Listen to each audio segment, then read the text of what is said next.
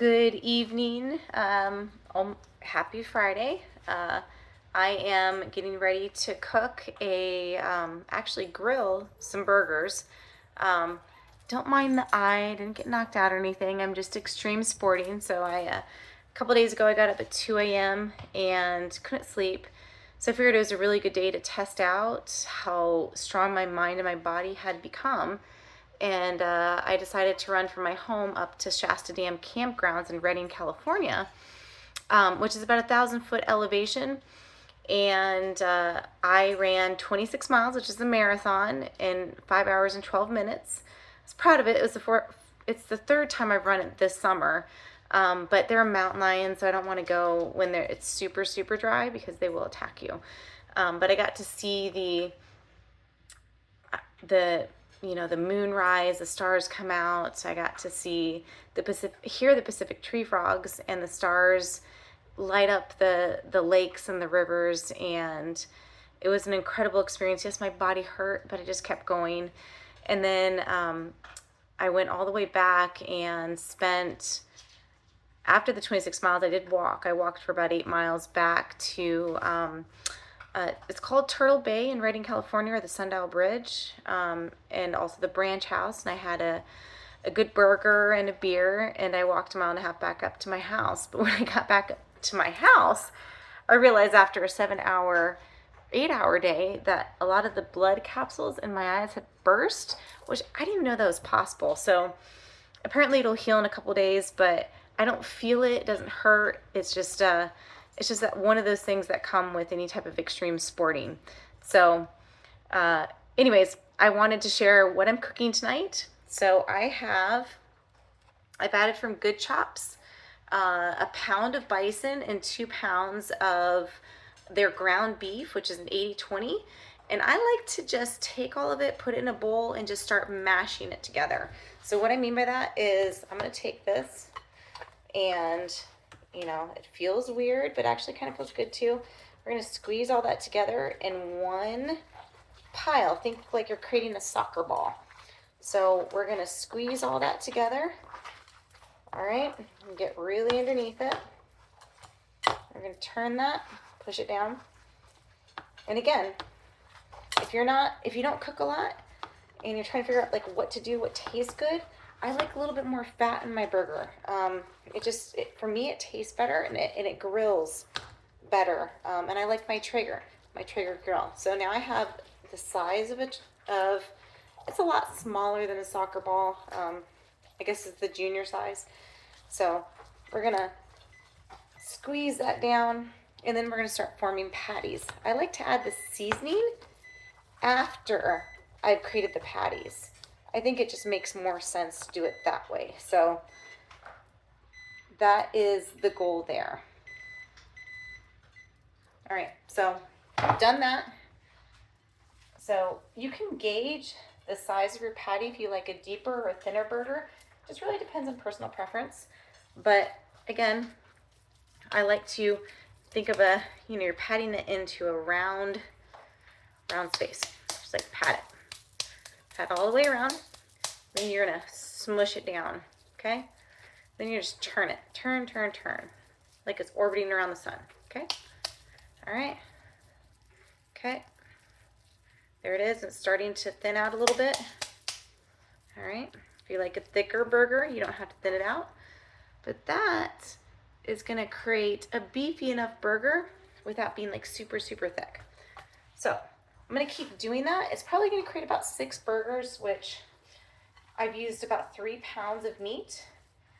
And again, you can decide that you want it to be a little bit leaner, and you want to do 8 burgers, and that's okay. It's all about personal preference. So I'm gonna pat that down. There it is. Rotate. There it is. There it is. Okay. That's my second one. I still have quite a bit of meat left, so let's keep going. Let's see how this ends. All right. So we're gonna do the exact same thing. Same amount of meat, roughly 3 pounds. All right. turn, spin. Okay. We're just gonna, again, smack it down, but you gotta feel it. Don't be afraid to get your hands dirty. You can always wash them later. It's important. You gotta get in there and feel it. If you can't feel it, you're not doing it right. You can't allow a tool to do it for you. Some things you just have to do it yourself.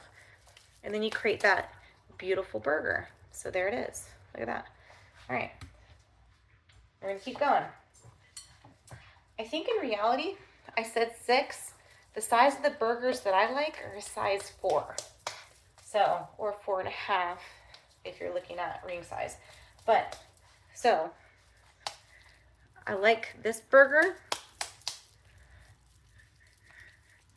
to be a little bit more meaty. Pat that into place. That looks pretty good. I now have four burgers on my pan.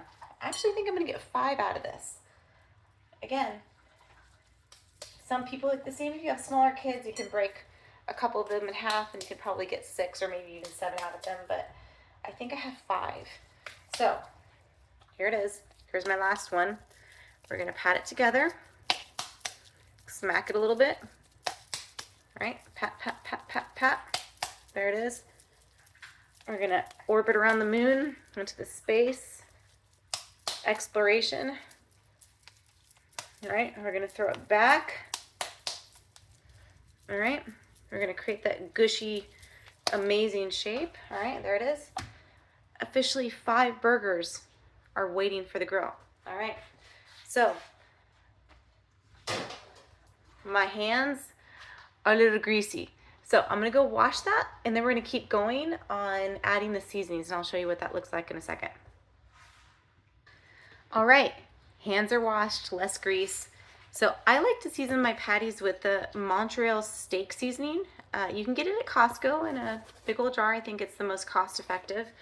And I'm gonna go ahead and just add that on the top of each burger. So I like to just sprinkle it like that.